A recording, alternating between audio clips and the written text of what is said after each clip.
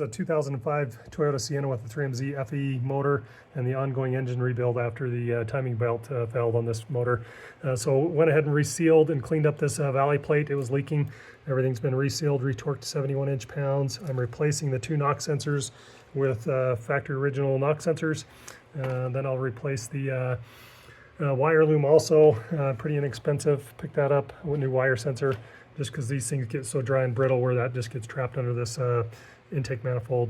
The new head gasket from Toyota's on, and then I'm going to throw the head on, and I'll start retorquing these bolts for the head.